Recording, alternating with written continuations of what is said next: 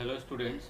तो जैसा कि लास्ट टाइम हमने पदार्थ की प्रतिरोधकता की तापमान पर निर्भरता को समझा। ठीक है, उसमें हमने एक सूत्र प्राप्त किया था। सूत्र क्या था? R equal R naught bracket 1 + alpha T minus T naught. अगर इसके बारे में आपको जानना है तो ये बिल्कुल उसी तरीके से है जैसे हमने रेखीय ताप के प्रसार पढ़ा था, क्षेत्रीय ताप के प्रसार पढ़ा और आयतनिक प्रसार हमने पढ़ा 11th क्लास में। ठीक है, बिल्कुल ये फॉर्मूला जैसे कोई भी तार की लंबाई जो है सीधी समानुपाती है तापमान के, तो बिल्कुल वैसे ही यहाँ पर प्रतिरोध भी सीधे समानुपाती होता है तापमान के। ठीक है, तो उसी अनुरूप यहाँ पर ये एक इस पर सूत्र प्राप्त होता है, R equal R naught bracket 1 + alpha T minus T naught. ठीक है, फिर मैंने आपको उस पर एक एग्जाम्पल समझाया था और आज हम यहाँ पर दो एग्जाम्पल लेंगे। ठीक है, बुक के एग्जाम्पल है ना, बुक की एक्सरसाइज हमें सोल्व करनी है साथ ही में। तो बुक का एग्जाम्पल नंबर 5.9 करवा रहा हूँ पहले। ठीक है, एग्जाम्पल नंबर 5.8 इसके बाद में करवाऊँगा। ठीक है, सही तरीके से। तो सबसे पहले आपको ये समझ में आना चाहिए कि एग्जाम्पल 5.9 एक सीधा क्वेश्चन है। देखो क्वेश्चन में क्या कहा है, देखो क्वेश्चन में मैंने इनके डाटा यहाँ पर लिखे हुए हैं, लेकिन क्वेश्चन को आपको अच्छे से रीड करना है। एक बार क्वेश्चन को समझो क्या क्या कह रहा है ना। तो मैं एक बार क्वेश्चन को रीड कर रहा हूँ, ठीक है, ताकि मैं आपको क्वेश्चन किस तरीके से हम इसके लिए रीड कर पाते हैं उसको आप कैसे समझ सकते हो। काय कि एक प्लेटिनम प्रतिरोध तापमापी, एक देखो प्लेटिनम प्रतिरोध को जो तापमान को मापने वाली जो युक्तियाँ होती है, ठीक है, उसमें एक प्लेटिनम प्रतिरोध तापमापी भी है। ठीक है, तो उसकी सहायता से तापमान को मापा जा सकता है। तो इसमें क्या है कि प्लेटिनम प्रतिरोध तापमापी जिसकी सहायता से प्रतिरोध में परिवर्तन ज्ञात कर है ना, इसकी सहायता से प्रतिरोध में परिवर्तन जो हो रहा है उसको ज्ञात कर तापमान का मान ज्ञात किया जाता है। तापमान का मान ज्ञात किया जाता है, ये मैंने कहा अभी। ठीक है, प्लेटिनम प्रतिरोध तापमापी व्हीटस्टोन सेतु के ब्रिज के सिद्धांत पर कार्य करता है। इसके बारे में अगर आपको अच्छे से जानना है तो एस.सी. वर्मा बुक आती है, ठीक है, उसमें इसके बारे में समझाया हुआ है। कब 20 डिग्री सेंटीग्रेड पर प्रतिरोध 50 ओम है। इसने कहा है कि एक प्लेटिनम प्रतिरोध तापमापी का उन्होंने देखा कि जो सामने लिखा हुआ है 20 डिग्री सेंटीग्रेड, इस तापमान पर उस प्लेटिनम प्रतिरोध तापमापी का प्रतिरोध होता है 50 ओम। ये इसने कहा।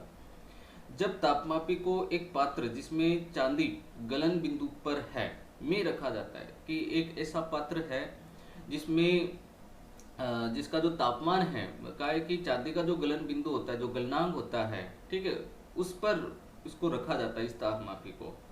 तो इसके प्रतिरोध का मान बढ़कर उसने कहा कि जैसे ही जैसे मान लो ये प्लेटिनम प्रतिरोध तापमापी है, उसने पहले इसकी प्रारंभिक सिचुएशन बता दी, फिर कहा कि इसको एक गलन के मतलब एक तापमापी में इसको रख दिया, मतलब एक भट्टी में रख दिया मान लो, है ना। ठीक है, भट्टी में रखते ही क्या हुआ कि इसका तापमान बढ़ा होगा और तापमान बढ़ने से इसका प्रतिरोध भी बढ़ गया, उसने ऐसे कहा। तो प्रतिरोध का मान बढ़कर 80 ओम हो जाता है, यह मानते हुए कि इस ताप राशि में प्रतिरोध का मान रेखीय परिवर्तन होता है। ओबियसली बात है यहाँ पर कि अपन जानते हैं कि प्रतिरोध सीधे समानुपाती होता है तापमान के। तापमान बढ़ता है तो रेखिक वृद्धि होती है, ठीक है, प्रतिरोध में वृद्धि होती है। तो कहा है कि रेखीय परिवर्तन होता है। चांदी के गलन बिंदु का मान ज्ञात कीजिए। तो वो चांदी का गलन बिंदु क्या है, उसने कहा कि गलन बिंदु वाली उस तापमापी उस भट्टी में उसको डाल दिया, है ना। प्लेटिनम प्रतिरोध तापमापी को प्रतिरोध बढ़ गया 80 ओम। तो चांदी का उसने कहा कि ये चांदी वाली, मान लो कि चांदी के गलन की भट्टी है ये, ठीक है, उसमें डाल दिया। और उसने कहा कि चांदी के लिए प्रतिरोध ताप गुणांक अल्फा इसने दिया हुआ है 3.8 × 10⁻³ डिग्री सेंटीग्रेड इनवर्स। और ये तापमान पूछा, ये चांदी का गलन का, है ना, तापमान है ये टी। बहुत ही आसान है, आप सूत्र लिखिए इसका। ठीक है, देखिए सॉल्यूशन, आप पहले इसका सूत्र लिख दीजिए भाई, R T equal R naught bracket 1 + alpha T minus T naught. ये आप इसका सूत्र लिखिए। क्या दिया हुआ है, क्या पूछ रहा है, टी माइनस टी नोट, है ना, मतलब तापमान यहाँ पर पूछेगा ये। अब तापमान पूछेगा तो आप इसको ये पहले एक सूत्र के रूप में इसको अरेंज करोगे ताकि आप तापमान ज्ञात कर सको। तो सूत्र के रूप में अरेंज करते हैं, R T equal to R naught plus R naught alpha T minus T naught. ये आपने इसको लिख दिया। अब बच्चों ये आर नोट इधर जाएगा, माइनस हो जाएगा, ठीक है। तो मैं ओवरऑल अगर बात करूं तो ये माइनस हो गया, ये अपोन में आ जाएगा, तो T minus T naught equal बच जाएगा क्या, R T minus R naught upon R naught alpha. तो तापमान टी पूछा है इसमें, तो टी नोट प्लस कर देना, या आप इसको बाद में, पहले आप इस वाली राशि को सोल्व कर लीजिएगा, फिर इसमें आप इसको प्लस कर देना, आंसर मिल जाएगा। क्लियर यहाँ तक? आर टी का मान रखना, ठीक है, आर नोट का मान रखो, आर नोट का मान रखो, यहाँ अल्फा का मान रखो। पहले आप इसको सोल्व कर लीजिए, जो ये मान आएगा वो डिग्री सेंटीग्रेड में होगा, और उसमें ये टी नोट का जो मान था 20 डिग्री सेंटीग्रेड, उसको ऐड कर देना, तो ये टी मिल जाएगा। क्लियर यहाँ तक? इससे आपको ये सोल्व कर लेना है, ठीक है। तो ये समझ में आ गया होगा। कैलकुलेशन में यहाँ पर नहीं करने वाला हूँ, आप लोग ही करोगे। इसमें एक्सरसाइज में भी कुछ इसके ऊपर बेस क्वेश्चंस है, वो भी आपको करने हैं बोर्ड एग्जाम में। पहले बोल रहा हूँ, बोर्ड एग्जाम में क्वेश्चन पूछा जा चुका है, और अब की बार इस पर वापस से कोई क्वेश्चन पूछा जा सकता है, ठीक है। 2 साल पहले इस पर एक क्वेश्चन पूछा गया था, बहुत ही अच्छा, ठीक है। अब सेकेंड क्वेश्चन लेते हैं। देखिए यहाँ पर मैं लिख देता हूँ एक बार क्वेश्चन। अब देखो बच्चों, ये क्वेश्चन बहुत ही इम्पोर्टेंट क्वेश्चन है, इसको बड़ी ध्यानपूर्वक समझना। यहाँ पर भी मैंने डाटा लिखा है, ठीक है। थ्योरेटिकल क्वेश्चन को मैं एक बार समझा रहा हूँ, अपने पास सामने बुक रखिएगा, और एग्जाम्पल नंबर 5.8, ठीक है, इसको आप निकाल लीजिएगा पेज नंबर 105 पर, ठीक है। आप चेक करोगे इसमें क्या लिखा हुआ है, वो प्लेटिनम प्रतिरोध तापमापी के लिए लिखा हुआ है। इस प्लेटिनम प्रतिरोध तापमापी, जैसे मैं कहूँ, ये अपने पास में क्वेश्चन को मैं पूरा डायग्राम से अच्छे से समझा रहा हूँ, इसको अच्छे से समझ लीजिएगा। मैंने कहा जैसे ये एक प्लेटिनम प्रतिरोध तापमापी, मैंने इसको ऐसे मान लिया, ठीक है। इसकी पहले कुछ प्रारंभिक सूचनाएं इसकी दी गई यहाँ पर। सूचना क्या है? पहली इसने कहा है कि प्लेटिनम प्रतिरोध तापमापी के प्लेटिनम के तार का प्रतिरोध, प्लेटिनम के तार का प्रतिरोध हिमांक पर 5 ओम है। इसने कहा हिमांक पर, मतलब 0 डिग्री सेंटीग्रेड पर। हिमांक बिंदु जानते हैं 0 डिग्री सेंटीग्रेड। 0 डिग्री सेंटीग्रेड पर इसका प्रतिरोध इतना रहेगा, 5 ओम। देखो 5 ओम, ये कहाँ पर है? हिमांक पर। तो बच्चों ये अपना बना क्या? T not. और टी नॉट कितना? 0 डिग्री सेंटीग्रेड। पहली बात कही इसने, केवल ये सूचना दे रहा है, ये ध्यान रखने वाली बात है आपको। फिर कहा है कि भाप बिंदु पर 5.23 ओम है। भाप बिंदु पर, भाप बिंदु का मतलब 100 डिग्री सेंटीग्रेड पर इसका प्रतिरोध का 5.23 ओम पाया जाता है। तो मैं यहाँ लिख देता हूँ T100, मतलब 100 डिग्री सेंटीग्रेड, ठीक है। बात क्लियर होगी यहाँ तक? फिर कहा कि जब इस तापमापी को, इसने कहा कि ये तापमापी जो मैंने कहा, जैसे मान लो ये एक तापमापी है, प्लेटिनम प्रतिरोध तापमापी, कहा कि 0 डिग्री सेंटीग्रेड पर यदि इसका प्रतिरोध 5 ओम रहता है, और 100 डिग्री सेंटीग्रेड पर यदि इसका प्रतिरोध 5.23 रहता है, और इसको अगर, अब देखो अभी तक यहाँ पर इसको कोई भी तप्त उष्मक में, कोई भट्टी में नहीं रखा है। इसने कहा है कि अब यदि इसको कोई तप्त उष्मक में प्रवेश कराया जाता है, कोई तापमान, कोई भट्टी में इसको डाल दे, तो प्लेटिनम के तार का प्रतिरोध 5.795 ओम हो जाता है। तो उष्मक का ताप ज्ञात कीजिए। इसने कहा कि अब यदि इसको, जैसे अब कोई भट्टी में रख दिया, तो अब इसका प्रतिरोध ये हो जाएगा RT। तब उस समय जब इसका प्रतिरोध ये हो गया, तब इसका तापमान क्या होगा? जबकि ये सब है ना पहले से बता दिया, उन्होंने ज्ञात किया हुआ था कि भाई हिमांक पर तो ये प्रतिरोध रहेगा, और भाप बिंदु वाले पर ये प्रतिरोध रहेगा। अगर इसको डाल दे अब भट्टी में, ठीक है ना, तो वो हिमांक पर है और नहीं वो भाप पर है, तब उसका प्रतिरोध हो गया कितना? 5.795 ओम हो गया, ठीक है। अब आपको उस समय का, उस भट्टी का तापमान ज्ञात करना है, तब तो उष्मक का तापमान ज्ञात करना है। क्या करोगे आप इसके लिए? आपको क्या करना है, मान लो भाई मैं कहूँ, आप अपन इसमें क्या करेंगे, 2 इक्वेशंस बनाएंगे, इसको ध्यानपूर्वक समझना, ठीक है। मैंने कहा कि प्रारंभिक ये था और अंतिम ये, मैंने ये मान लिया पहले, ठीक है भाई। प्रारंभिक मैंने कहा, देखो मैं इसको सोल्व करता हूँ, देखो समझाता हूँ। देखिए मैंने कहा कि प्रारंभ में अगर प्रतिरोध हिमांक बिंदु पर कितना है, R0 है T नोट पर, और मैंने कहा कि यहाँ से मैंने इसको डाला और प्रतिरोध हो गया 5.23 ओम हो गया, जो कि कहा किस पर है, वो 100 डिग्री सेंटीग्रेड पर। तब उसकी एक समीकरण अपन लिख सकते हैं, है ना। मैं कहूँगा प्रारंभिक बोल सकते हैं सूचना से, है ना। मैं लिखूंगा प्रारंभिक सूचना के आधार पर, सूचना के आधार पर मैं कुछ समीकरण लिखूंगा, ठीक है। और वो क्या होगी, R100 is equal to R0 and bracket 1 plus alpha T100 minus T0। ये बात समझ में आ गई भाई। हिमांक पर तो तापमान ये था और भाप पर ये तापमान, ठीक है। हिमांक पर प्रतिरोध ये और भाप पर प्रतिरोध ये। समीकरण लिख सकते हैं हम इसके लिए, एक समीकरण लिख दी मैंने। ये बात क्लियर हो गई। फिर मैं दूसरी समीकरण भी लिख सकता हूँ, ये ध्यान देने की बात है। अब मैं दूसरी समीकरण भी लिख सकता हूँ, किसके आधार पर, अब अंतिम सूचना के आधार पर। अंतिम सूचना के आधार पर, अंतिम सूचना के आधार पर, अंतिम सूचना के आधार पर देखिए क्या लिखेंगे यहाँ पर कि मान लो कि आपने हिमांक से उठाकर उसको डाल दी भट्टी में डायरेक्टली, तब उसका प्रतिरोध बदल गया, 5.795 ओम हो गया। अब वो भाप पर तो नहीं है ना, तो समीकरण चेंज हुई कि नहीं अब, ठीक है। अब समीकरण को मैं क्या लिख सकता हूँ भाई, RT इक्वल टू R0 पर था ये, ठीक है। और RT हो गया, कब हो गया, जब 1 प्लस अल्फा तापमान T था और प्रारंभिक तापमान T0 ही था। ये बच्चों समीकरण नंबर बनी दो समीकरण बन गए अपने पास में। अब इन दोनों को देखो, अब आपको क्या पूछा है इसमें, ये T पूछा है, नहीं तो आपको इसमें क्या दिया है, अल्फा इसमें नहीं दिया हुआ है। अगर अल्फा देता तो सीधे ही हल हो जाता ये, ठीक है। लेकिन अल्फा दिया ही नहीं, तो अल्फा नहीं दिया तो हमें यहाँ पर अल्फा को हटाना पड़ेगा किसी भी हाल में, ताकि मैं डायरेक्टली इस T को हल कर सकूँ। इसको हल करने के लिए अब हमें इन दोनों समीकरणों को हल करना पड़ेगा। तो मैं पहले इस फर्स्ट समीकरण को हल करूँगा भाई। अपन को तापमान ये ज्ञात करना है, ठीक है, T ज्ञात करना है। तो मुझे R0 अल्फा, देखो मैं यहाँ पर समीकरण नंबर पहले चलो 2 को सोल्व करता हूँ, इसको सोल्व करते हैं पहले, ठीक है।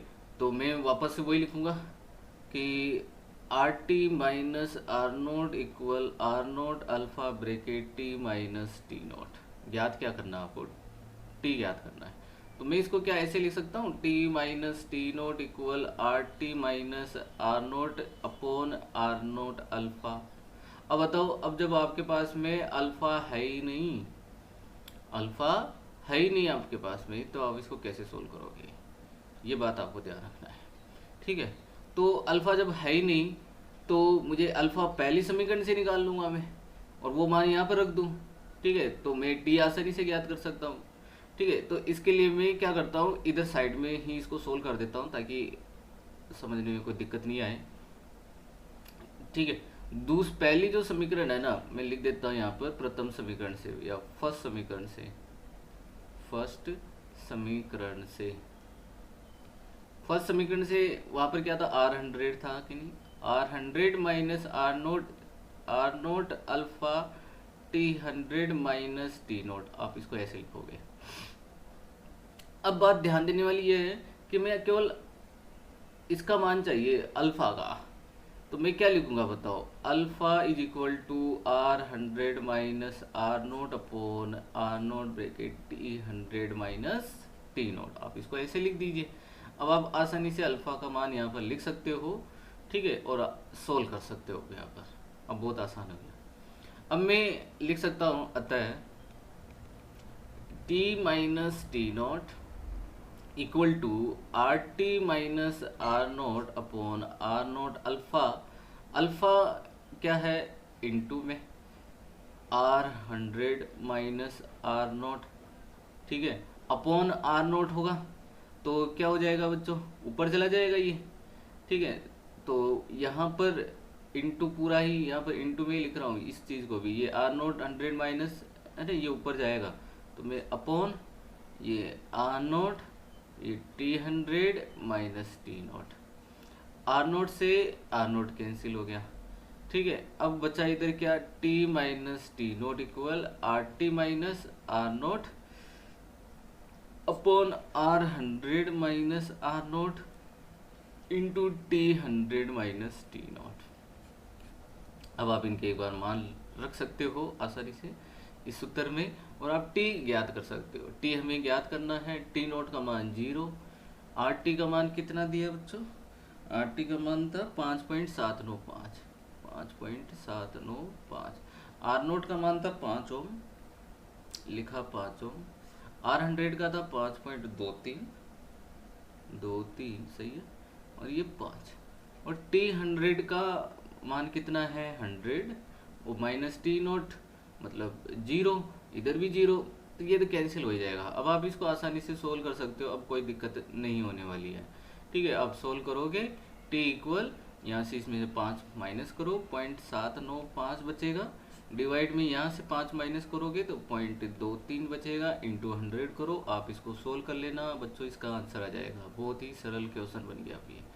ठीक है, इसका आंसर आ रहा होगा, सोल्व कर लीजिएगा। इसका आंसर आएगा 345.65 degree centigrade, 345.65 degree centigrade. Clear है बच्चों यहाँ तक? ये दो न्यूमेरिकल हमने यहाँ पर सोल्व कर लिए। इसके लिए प्रतिरोधकता के तापमान पर निर्भरता वाले पर, इस सूत्र पर। ठीक है, अब आपको करना क्या है, ध्यान दीजिए। अब आपको करना क्या है कि पीछे अभ्यास में कुछ क्वेश्चंस दिए हुए हैं, ठीक है, आप उनको अब सोल्व करिएगा। ठीक है, अभ्यास में आप जाओगे तो आंकिक प्रश्नों में देखो क्वेश्चन नंबर, आप देखो अब क्वेश्चन कौन कौन से सोल्व करते हुए चलने हैं। ठीक है, मुझे बता देना आप कमेंट करके इसके हमने सर ये क्वेश्चन कर लिए। ठीक है, ताकि मैं आगे अपन जब ये चैप्टर कंप्लीट करेंगे, जब मैं इनके न्यूमेरिकल्स वापस करवाऊंगा तो आप मुझे बता देना सर ये क्वेश्चन हमने कर लिए। ठीक है, जो रह गए मैं, है ना, वो करवा दूंगा। पहला क्वेश्चन आप कर लोगे। ठीक है, सूत्र पर आधारित क्वेश्चन है। दूसरा तीसरा ये आज इस पर हम करने वाले हैं। पांचवा क्वेश्चन आपको करना है। ठीक है, पांचवा क्वेश्चन अभी जो मैंने करवाया उसी पर आधारित ये क्वेश्चन है। क्वेश्चन नंबर 6 आप कर लोगे सरलता से, क्वेश्चन नंबर 7 भी आप कर लोगे, क्वेश्चन नंबर 8 भी आप कर लोगे। ठीक है, तो ये बच्चों आज आपको इतने क्वेश्चन ये सोल्व करने हैं। क्वेश्चन नंबर 11 एक बार चेक कर लेना, अगर होता है तो ठीक है, बहुत बढ़िया बात है, नहीं तो मैं करवाऊँगा। ठीक है बच्चों, ये क्वेश्चन आपको सोल्व कर लेने हैं। तो अब हम आगे बढ़ते हैं। देखिए, अब हम नेक्स्ट टॉपिक लेंगे, बहुत इंपॉर्टेंट टॉपिक होगा और इंटरेस्टिंग भी होगा, जो तुम्हें अच्छा भी लगेगा। ठीक है, तो नेक्स्ट टॉपिक पे बढ़ते हैं। अब जो नेक्स्ट टॉपिक, तो देखिए आज अपना नेक्स्ट अगला टॉपिक क्या होगा, प्रतिरोधकों का संयोजन। ठीक है, बहुत ही इंपॉर्टेंट टॉपिक है प्रतिरोधकों का संयोजन। देखिए, प्रतिरोधकों का संयोजन सबसे पहले ज़रूरत क्यों पड़ती है हमें, इसकी आवश्यकता क्यों होती है। अब इसको ऐसे समझिए, है ना, कोई दुकानदार है और दुकानदार कोई डिवाइस बनाना चाहता है और उसके पास में बच्चों 2 ओम के प्रतिरोध बहुत ज़्यादा संख्या में है, लेकिन उसको वो डिवाइस बनाने के लिए 1 ओम का प्रतिरोध चाहिए उसको 1 ओम का, जबकि है उसके पास में 2 ओम के। क्लियर यहाँ तक? तो अब वो क्या कर सकता है, कोई संयोजन करेगा इसका और वो क्या बना सकता है, 1 ओम का प्रतिरोध बना सकता है। उसको आवश्यकता हो गई यहाँ पर संयोजन की। या हो सकता है कि उसके पास में 1 ओम के बहुत ही प्रचुर मात्रा में ये प्रतिरोध हो, लेकिन उसको 2 ओम चाहिए था, तो फिर इनका वो संयोजन करेगा और ये आसानी से इनको बना सकता है। तो इस प्रकार से यहाँ पर उसे संयोजन की आवश्यकता हो जाती है। तो आपको ये समझना चाहिए कि पहले प्रतिरोधकों का संयोजन जो है उसकी आवश्यकता होती क्यों है। अब देखिए, यहाँ पर हम प्रतिरोध का जो संयोजन पढ़ रहे हैं बच्चों, ये भी क्या होता है, मुख्यतः वैसे तो 2 प्रकार के होते हैं, लेकिन इनको 3 भागों में हम इनको बांट सकते हैं। ठीक है, तो पहला जो इसका संयोजन है बच्चों, आप जानते हो 10th क्लास में पढ़ के आए हो। ठीक है, पहला क्या होता है, श्रेणी क्रम संयोजन। ठीक है, श्रेणी क्रम संयोजन, नोट्स में आप इनको नोट कर लेना। ठीक है, दूसरा होता है क्या, समांतर क्रम संयोजन, समांतर क्रम संयोजन। ठीक है, और तीसरा जो है वो होता है मिश्रित संयोजन। तीसरा होता है मिश्रित संयोजन, तीसरा होता है मिश्रित संयोजन। क्लियर यहाँ तक? ठीक है, तो ये 2 यहाँ पर संयोजन होते, सॉरी, मुख्यतः 2 संयोजन होते हैं और तीसरा ये इन दोनों का ही मिश्रित रूप है भाई। श्रेणी क्रम और समांतर क्रम जब दोनों ही इसमें कर दिए जाते हैं तो उसको हम बोलते हैं मिश्रित संयोजन। क्लियर बच्चों यहाँ तक? ठीक है, अब आपको करना क्या है, देखिए अब अपन यहाँ को इनको स्टेप वाइज पढ़ेंगे और फिर इनके न्यूमेरिकलों से इसको बहुत अच्छी तरीके से इनको समझेंगे और क्लियर करेंगे इनके कॉन्सेप्ट को। तो अपन पहला स्टार्ट करेंगे क्या, श्रेणी क्रम संयोजन। तो हम स्टार्ट करते हैं फर्स्ट, श्रेणी क्रम संयोजन। ध्यान से समझ लेना है ना, एक एक पॉइंट में यहाँ पर समझाऊंगा आपको। श्रेणी क्रम संयोजन, क्योंकि न्यूमेरिकलों में बहुत काम में आएंगे ये श्रेणी क्रम संयोजन। श्रेणी क्रम संयोजन में मान लो कि अपने पास में n प्रतिरोधक है और उन प्रतिरोधकों का जो है जो दूसरा वाला जो सिरा है, ठीक है, उसको आगे वाला जो प्रतिरोधक है मतलब जो दूसरा प्रतिरोध है उसके प्रथम सिरे से हम उसको जोड़ देते हैं इस तरीके से, और इसी तरीके से हम आगे उन प्रतिरोधकों को जोड़ते जाते हैं, ठीक है। और हमें एक संयोजन प्राप्त होता है इस तरीके का। मान लो कि इसका प्रतिरोधक है और इसका प्रतिरोध का मान है R1, इसका है R2, R3, R4 और Rn। इस तरीके से ये हमने n तक इन प्रतिरोधकों को जोड़ दिया इस क्रम में, ठीक है। अब करना क्या है, अभी ये संयोजन प्राप्त नहीं हुआ है, श्रेणी क्रम संयोजन की विशेषता क्या है इसके बारे में आपको इसमें ध्यान रखने वाली बात है। हम अभी क्या करेंगे कि इसको इसका जो ये प्रथम सिरा है इसको मान लेते हैं A, ठीक है, और ये जो B है अंतिम जो सिरा है उसको हम मान लेते हैं B, ठीक है। अब क्या करेंगे कि इनके बीच में A और B के बीच में हम यहाँ जोड़ देंगे एक बैटरी, ठीक है। क्या जोड़ देते हैं, एक बैटरी चालक तार की सहायता से, चालक तार की सहायता से हम एक बैटरी जोड़ देंगे, यहाँ लगा देते हैं कुंजी, है ना, सिस्टम को बंद या चालू करने के लिए। और जैसे ये बैटरी जोड़ते हैं, मान लो ये बैटरी का बच्चों विभवांतर क्या है, V है, ठीक है। तो ये विभवांतर V क्या होगा, इस जैसे विभवांतर आरोपित करेंगे, विभवांतर आरोपित करते ही क्या होगा, इसमें इस पूरे सिस्टम में इसको बोलते हैं परिपथ, है ना, विद्युत परिपथ, है ना, इलेक्ट्रिक सर्किट। तो इस सर्किट में विद्युत धारा का प्रवाह होगा प्लस से माइनस की ओर, ये विद्युत धारा का प्रवाह हुआ I, यहाँ से भी क्या निकलेगी विद्युत धारा I इस तरीके से।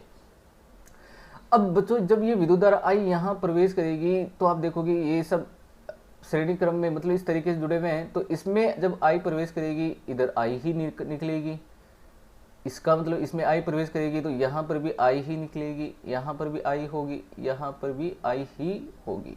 ये बात आपको ध्यान देने वाली बात है, ठीक है। तो इन सब में प्रवाहित होने वाली श्रेणी क्रम में प्रवाहित होने वाली जो विद्युत धारा है वो बच्चों क्या रहती है, समान रहती है। अब यहाँ बात ध्यान देने वाली ये है कि जब ये धारा इस प्रतिरोधक से प्रवाहित होगी, प्रतिरोधक से प्रवाहित होगी, तो ओम का नियम क्या कहता है कि जब भी कोई विद्युत धारा I प्रतिरोधक से प्रवाहित होती है तो उस पर एक विभवांतर उत्पन्न हो जाता है जो होता है V इक्वल आई आर। अपन जानते हैं V इक्वल आई आर, तो I इंटू आर करेंगे तो एक विभवांतर मिलेगा। यहाँ पर I है लेकिन यहाँ पर क्या है, R1 है, तो बताओ विभवांतर क्या होना चाहिए, V1। मतलब यहाँ पर एक विभव पतन होगा इस V में से, जैसे मान लो 18 वोल्ट है तो मान लो इसमें से कोई 2 वोल्ट यहाँ पर निकल गया, फिर बाकी बचा 16 वोल्ट, 16 वोल्ट में से मान लो कुछ और यहाँ निकल गया, बाकी बचा यहाँ पर, है ना, बाकी यहाँ से इस तरीके से ये इन पर क्या होता जाता है, डिवाइड होता जाता है ना। इनको बोलते हैं विभव पतन होना।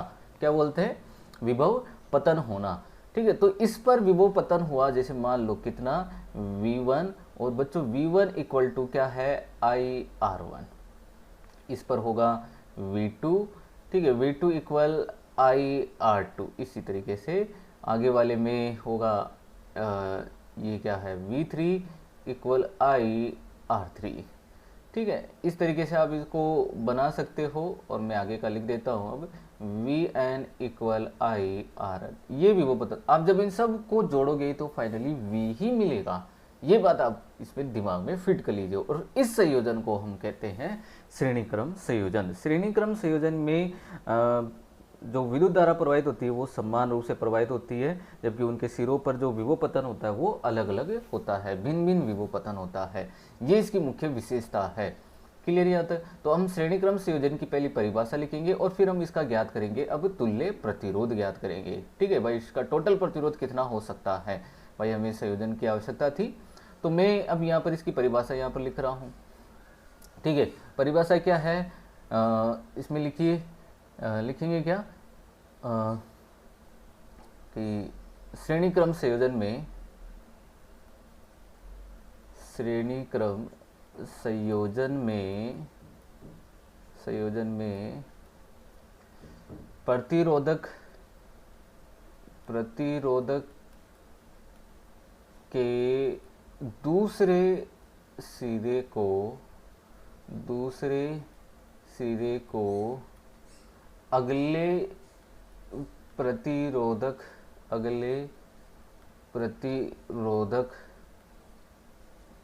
के प्रथम सिरे से तथा इसके दूसरे सिरे को अगले प्रतिरोधक के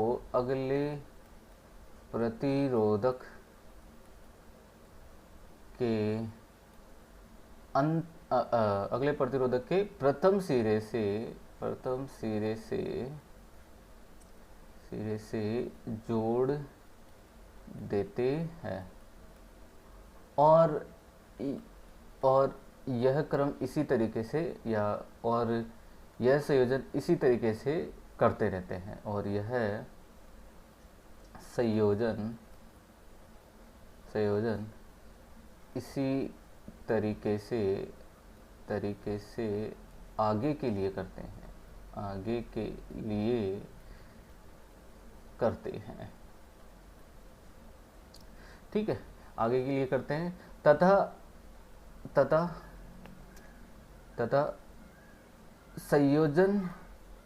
संयोजन में प्रथम सिरे व अंतिम सिरे के मध्य विभवांतर आरोपित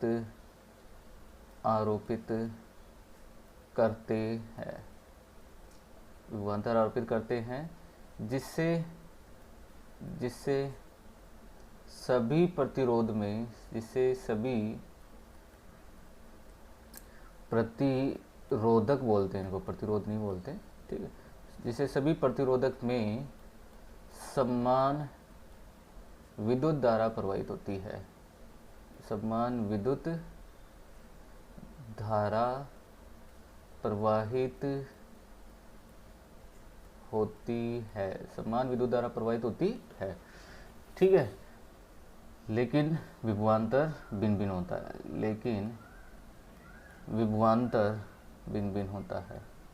विभवांतर या ब्रैकेट में लिख देता हूँ, विभव पतन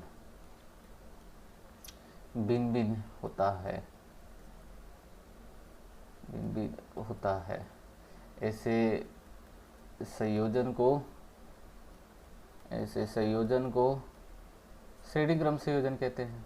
ऐसे संयोजन को श्रेणी क्रम संयोजन कहते हैं। क्लियर बच्चों यहाँ तक? ऐसे संयोजन को हम श्रेणी क्रम संयोजन कहेंगे। एक मिनट, हाँ, अब यहाँ पर मैं थोड़ा सा और इसके बारे में लिखवा देता हूँ। माना कि संयोजन में n प्रतिरोधकों का संयोजन है। माना कि n प्रतिरोधकों जिनके प्रतिरोध के मान क्रमशः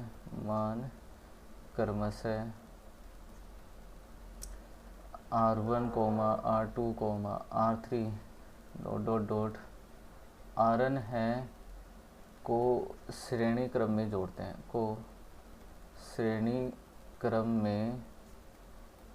जोड़ते हैं तथा अंतिम विभवांतर वी आरोपित करते हैं।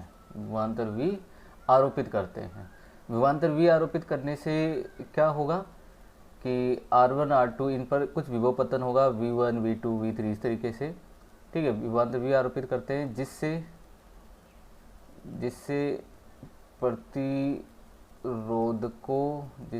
प्रतिरोधकों पर विभव पतन क्रमशः विभव पतन क्रमशः V1 comma V2 comma V3 dot dot dot Vn होता है।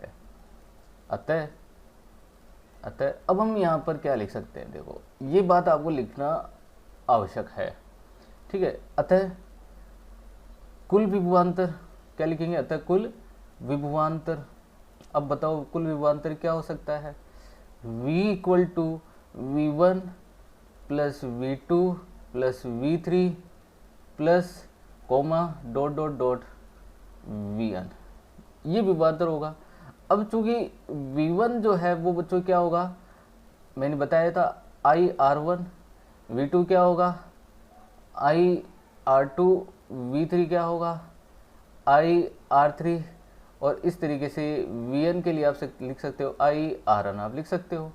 अब आप आसानी से ये सब मान इसमें लिख दीजिए, तो बताओ क्या बन जाएगा। अतः लिखो, अतः क्या हो जाएगा V के लिए, भाई V तो कुल विभवांतर है, ठीक है। मैं यहाँ लिखूंगा V क्या है, कुल विभवांतर है, और V के लिए मुझे क्या लिखना चाहिए IR इक्विवेलेंट। IR इक्विवेलेंट का मतलब है टोटल प्रतिरोध, ठीक है। तो IR equivalent equal to IR1 plus IR2 plus IR3 and plus IR4 से लेकर IRn, आप यहाँ तक इसको लिख सकते हो। अब हम और आगे बढ़ते हैं, तो IR equivalent is equal to, बच्चों I इसमें कॉमन आ जाएगा, ये सब आपने पढ़ा हुआ है, R1 plus R2 plus R3 से लेकर Rn। अब ये I कैंसिल हो गया, तो R इक्विवेलेंट इक्वल टू क्या बन गया R1 plus R2 plus R3 plus and so on up to Rn। तो बहुत ही सिंपल था, और ये हमें क्या मिल गया, इसका कुल प्रतिरोध हमें प्राप्त हो गया। श्रेणी क्रम संयोजन करने पर प्रतिरोधक क्या हो जाते हैं, जुड़ जाते हैं सीधे रूप से। तो आप लिख सकते हो, अतः श्रेणी क्रम संयोजन में, अतः श्रेणी क्रम संयोजन में तुल्य प्रतिरोध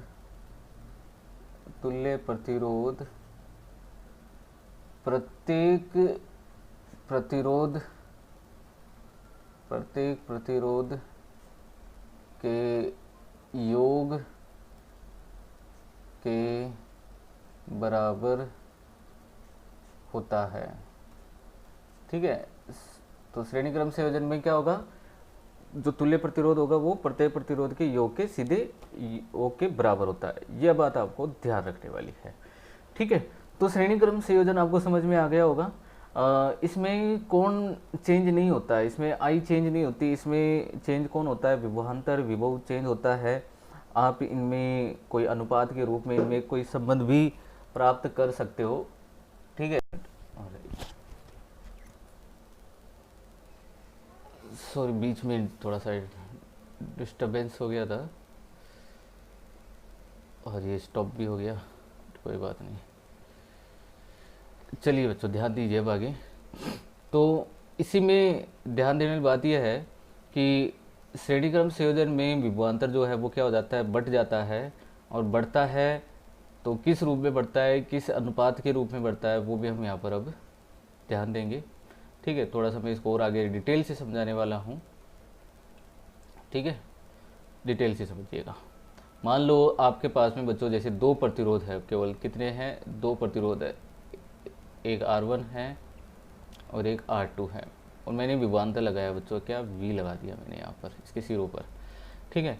और यहाँ इस पर विभव पतन हुआ जैसे V1, और इस पर क्या हुआ V2। धारा सेम प्रवाहित होती है, अपन जानते हैं श्रेणी क्रम में, मैंने बता दिया मैंने I, ठीक है। मैंने मुझे V1 अपॉन V2 ज्ञात करना है, ये ध्यान रखने वाली बात है। तो बताओ इस पर विभव पतन कितना हुआ IR1, ठीक है। इस पर विभव पतन कितना हुआ IR2। भाई V1 ये तो क्या है V1, और ये IR2 ये क्या है V2 है, IR2 क्या है V2 है। ये बात क्लियर हो गई आपकी, ठीक है। मुझे V1 अपॉन V2 चाहिए। अब आप V1 अपॉन V2 कर दो, तो बच्चों V1 upon V2 equal to आप लिख सकते हो क्या R1 अपॉन R2। बहुत सिंपल सी बात है ये, कहने का मतलब ये है इस पॉइंट में आपको अगर केवल प्रतिरोध के मान दिए हुए होते हैं, जैसे इसका 2 ओम दिया होता है, इसका 4 ओम दिया हुआ होता है, और पूछते हैं कि इन पर होने वाले विभव पतन का मान ज्ञात कीजिए, अनुपात ज्ञात कीजिए, इन पर होने वाले विभव पतन का अनुपात ज्ञात कीजिए, तो आप सीधे ये वाला लॉजिक लगाओगे और बता सकते हो कि ये विभव पतन के, है ना, इनके अनुपात के इक्वल होता है ये चीज़। तो आसानी से कितना हो जाएगा उसका आंसर, जैसे 1:2, इस तरीके का इसका आंसर प्राप्त हो जाएगा। तो ये आपको समझ में आ गया होगा कि किस तरीके से आपको प्रतिरोध दिए हुए हो और किस तरीके से आप इनके विभवांतरों का या विभव पतनों का अनुपात ज्ञात कर सकते हो। ठीक है, अब अपना नेक्स्ट अगला टॉपिक होगा समांतर क्रम संयोजन। मैं इनके न्यूमेरिकल कराऊंगा आगे। ठीक है, अभी हमने केवल इनके बेसिक जो कॉन्सेप्ट है वही अपन यहाँ पर अभी पढ़ रहे हैं। ठीक है, देखिए समांतर क्रम संयोजन के लिए नेक्स्ट, अब देखिए बच्चों नेक्स्ट अगला है पॉइंट समांतर क्रम संयोजन, अगला टॉपिक अपना। ठीक है, अब देखो समांतर क्रम संयोजन क्या होता है, इसको भी आप ध्यानपूर्वक समझ लीजिएगा। समांतर क्रम संयोजन में अपने पास में वही n प्रतिरोधक होंगे और n प्रतिरोधकों का जो भी प्रतिरोधक है, जैसे n प्रतिरोधक है उनके प्रतिरोधक के जो मान है वो R1, R2, R3 इस तरीके से है Rn तक। ठीक है, करना क्या है कि प्रत्येक प्रतिरोधक जो है उनके जो प्रथम सिरे हैं, जैसे मान लो कि ये अपने पास में है। ठीक है, मैं पहले यहाँ पर डायग्राम बना देता हूँ, बाकी थ्योरी में आगे नोट करवा दूंगा। जैसे मान लो कि ये अपने पास में पहला प्रतिरोधक है R1 जिसका मान है। ठीक है, इसी तरीके से आपको अपने पास में है दूसरा प्रतिरोधक R2, इसी तरीके से अपने पास में और प्रतिरोधक है R3। ठीक है, और मैं यहाँ पर ले लेता हूँ एक और वो है क्या, Rn। इसमें समांतर क्रम संयोजन में क्या करना होता है कि इन सब के जो प्रथम सिरे होते हैं उन सब को एक ही उभयनिष्ठ बिंदु से जोड़ देना होता है। एक ही उभयनिष्ठ बिंदु से हम इनको क्या कर देते हैं, जोड़ देते हैं। एक ही उभयनिष्ठ बिंदु से हम इनको जोड़ते हैं, ये आपको ध्यान देने वाली बात है। क्लियर यहाँ तक? मान लो कि ये उभयनिष्ठ बिंदु है तो ए, ये वाला उभयनिष्ठ बिंदु है बी। अब हमें करना क्या है ना, अब हमें यहाँ पर इन दोनों उभयनिष्ठ बिंदुओं के मध्य हम इनको एक बैटरी की सहायता से जोड़ देते हैं जिसका विभवांतर है V। आप चाहो एक कुंजी भी लगा सकते हो यहाँ पर। ठीक है, और ये इस तरीके से हम इसको कनेक्ट कर देंगे। जैसे हम इस A व B के मध्य कोई विभवांतर आरोपित करेंगे, विभवांतर आरोपित करने से क्या होगा, ये विभवांतर आरोपित करने से विद्युत धारा का प्रवाह होगा I और यहाँ से क्या निकलेगी I। क्लियर? यहाँ तक इसमें प्रवेश करेगी।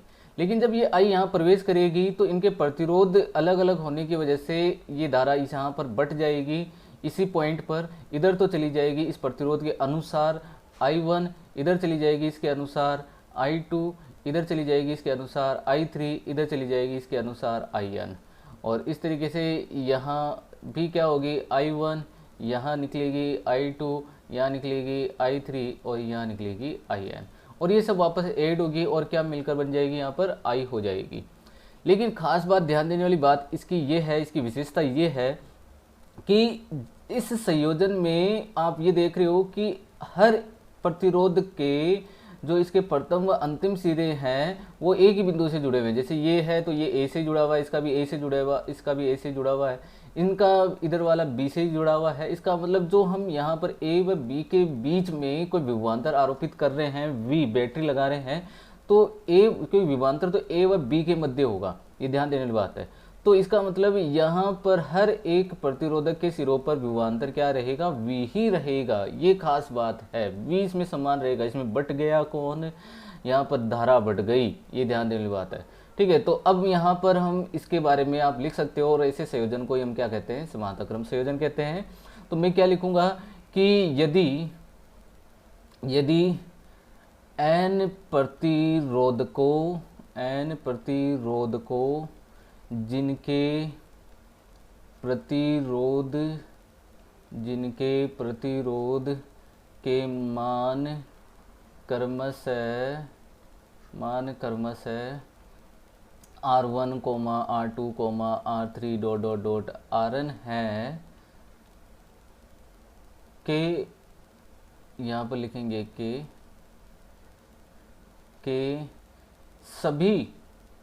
सभी प्रथम सिरों को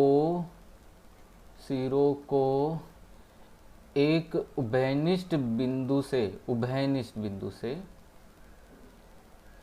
कोई एक उभयनिष्ठ बिंदु से तथा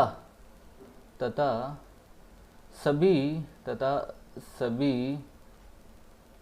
दूसरे सिरों को दूसरे उभयनिष्ठ बिंदु से जोड़ देते हैं तथा दोनों उभयनिष्ठ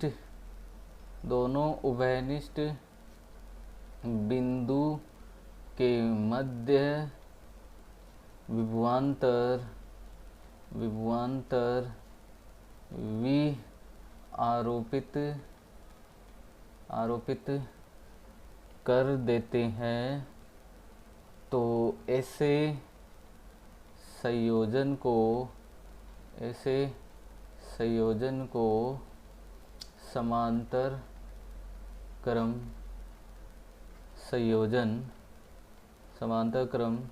संयोजन कहते हैं। ठीक है, ये तो समांतर क्रम संयोजन की परिभाषा हो गई। समांतर क्रम संयोजन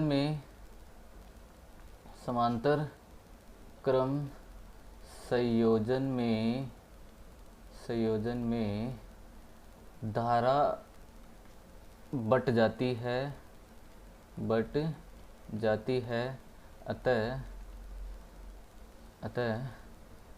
प्रतिरोधकों में धारा क्रमशः I1, I2, I3 ... IN प्रवाहित होती है। अतः प्रवाहित कुल धारा I equal to I1 plus I2 plus I3 से लेकर IN हम यहाँ लिख सकते हैं। ठीक है, क्योंकि R1 में प्रवाहित धारा I1 है और ये क्या लिख सकते हैं हम, I1 इक्वल टू V/R1। ठीक है, विभवांतर V है तो I1 इक्वल टू V/R1। इसी तरीके से R2 में प्रवाहित धारा I2 इक्वल टू क्या लिखोगे, V/R2। इसी तरीके से Rn में प्रवाहित धारा IN इक्वल टू क्या लिख सकते हो, V/Rn। और प्रवाहित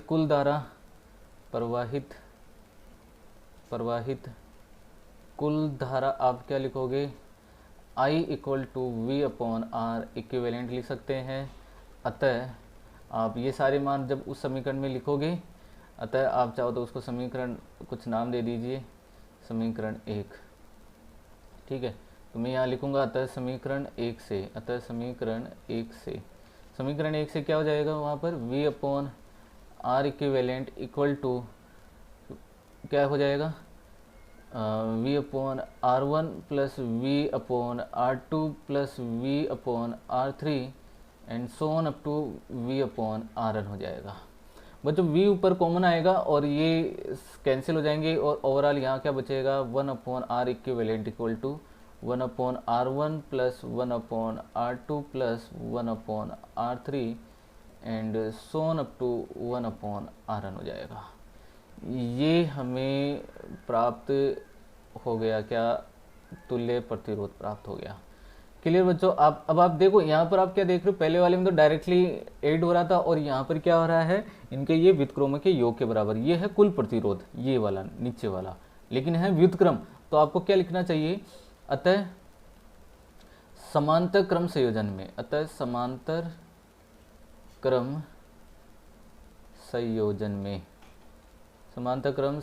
में तुल्य प्रतिरोध का व्युत्क्रम प्रत्येक प्रतिरोध, प्रत्येक प्रतिरोध के व्युत्क्रम, प्रत्येक प्रतिरोध के व्युत्क्रम के योग के बराबर होता है, बराबर होता है। क्लियर यहाँ तक? तो ये आपको क्लियर हो गया होगा ये पॉइंट, ठीक है। बहुत ही सिंपल सा पॉइंट था ये। दोनों टॉपिक बहुत ही आसान है, आपने 10th क्लास में पढ़े में, ये सब आपने डेरिवेशन भी वहाँ पर पढ़ी हुई है 10th क्लास में, कैसे हम इनके लिए तुल्य प्रतिरोध ज्ञात करते हैं, और आज हमने 12th क्लास में भी पढ़ा, ठीक है। खास बात इनमें क्या ध्यान देने वाली बात है बस आपको कि श्रेणी क्रम में धारा जो है वो समान प्रवाहित होती है, और इसमें जो है विभवांतर समान रहता है लेकिन धारा अलग अलग होती है। उसमें हम उसको बोलते हैं, जब उसमें धारा समान प्रवाहित होती है लेकिन विभवांतर बढ़ जाता है तो उसको हम बोलते हैं वोल्टेज डिवाइडर रूल बोलते हैं उसको। और यहाँ पर बोलते हैं करंट डिवाइडर, यहाँ पर करंट डिवाइड हो रही है इसलिए इसको बोलते हैं करंट डिवाइडर। उसमें बोलते हैं वोल्टेज डिवाइडर, वहाँ पर वोल्टेज डिवाइड होता है, ठीक है। तो वोल्टेज जो डिवाइड होता है आपको उसी के लिए समीकरण को लिखना होता है और उनको ऐड कर देते हैं, बाकी जो मान होते हैं जो हमने प्राप्त किए वो सब आप वहाँ पर उनमें लिखोगे और हमें इनके तुल्य प्रतिरोध प्राप्त हो जाते हैं, ठीक है। यहाँ पर अब हम इसके इस संयोजनों के कुछ न्यूमेरिकल करेंगे, लेकिन अब ये न्यूमेरिकल हम कल करेंगे। तो आज आपको केवल इन संयोजनों के बारे में मालूम होना चाहिए, ठीक है। बाकी और आप को अगर आपको डिटेल से इसके बारे में जानना हो, ठीक है, तो मैं इनके लिए और अलग से वीडियोस बना दूंगा। और इसके ध्यान रखने वाली बात है, मैं इनके न्यूमेरिकल कराऊंगा, बहुत अच्छे गजब वाले न्यूमेरिकल करवाने वाला हूँ, ठीक है। तो बच्चों आज के लिए इतना ही, थैंक यू।